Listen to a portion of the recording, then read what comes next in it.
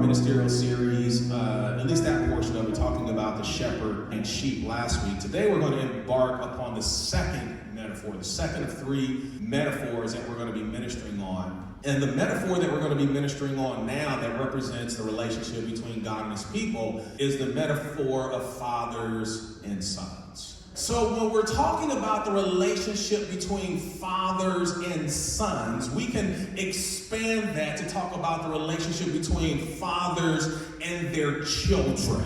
I don't want any of the women here today to completely tune out because this metaphor is between fathers and sons. Well, I ain't a son, so let me know when it's over.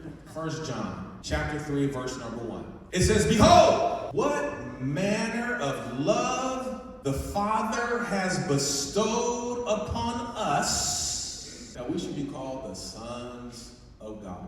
So yes, each and every one of us here have a right to see ourselves and to put ourselves in the position of sonship. And we have that right because our Father, as God, has bestowed that right unto us. You not earned it. It's not something that you were born into. It is something that had to be gifted to you. It had to be bestowed. It had to be declared unto you that you get to be acknowledged and recognized as a son, as a child of God. Romans the 8th chapter. And we're going to start at verse number 14. And we're going to work our way down to verse number 17. "For as many as are led by the Spirit of God, they are the sons of God." What gives you the right to declare and accept and acknowledge that I am a son of God? One, God has to bestow it upon you. And how is it that God bestows it upon us? It's through his Spirit. Because every father has a responsibility to provide leadership for their family. Now, as a father, if I am leading and my children aren't following, then guess what? They don't have access to the benefits that come with being one of my children because they are not present. You want the blessings that I have, then you need to be present to get them. But if you choose to go another way in another direction, though you might have a right to the blessing, you don't have access to the blessing because access to the blessing comes by me. As many as are led by the Spirit. In other words, God, what is it that you want? What is it that you desire? And where is it that you want me to go? Who should I be connected with? Who should I be in relationship with? How should I handle this situation? Lord, I need you to lead me and guide me. I don't know which way to go. I don't know if I should go right or if I should go left. Holy Spirit, which way should I go, left or right?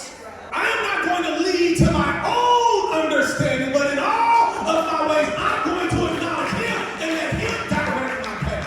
I've got enough experience doing things my way to realize that I will make a complete mess out of things. How many failed relationships do you have to have before you realize you can't do it your way?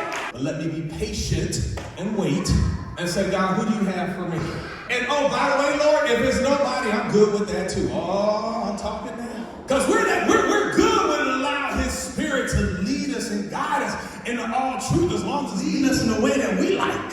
He's leading us in the way we want. As long as God is leading us that way, and our heart is fluttering, we are in love with the Lord. Don't leave me, Lord. Woo, lead me by your spirit. I'm going to follow you, Lord, to the ends of the earth, as long as He's there.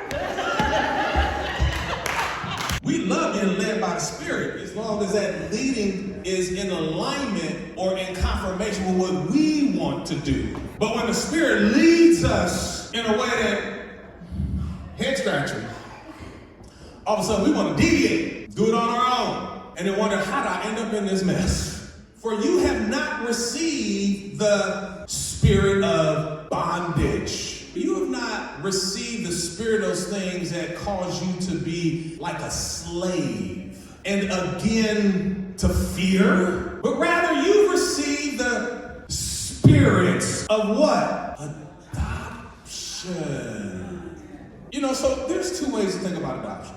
You can look at it in terms of what you're missing, or you can choose, because the choice is yours, to look at it from the perspective of somebody is intentional about choosing me. God has hand-selected you. God looked at you with everything that you are and everything that you ain't. With all of your humanity, with all your flaws, with all your imperfections, I'm choosing you. You have the spirit of adoption, whereby we cry. This cry isn't like weeping. It's speaking with exuberance and excitement and with conviction, because I realize I have the spirit of adoption, and it is the Spirit of God. It is God Himself who has embraced me and has adopted me. I can cry out with some exuberance and with some confidence and with some boldness. Abba. Yeah, that's my Father right there. He says, listen, the Spirit itself bears witness to this.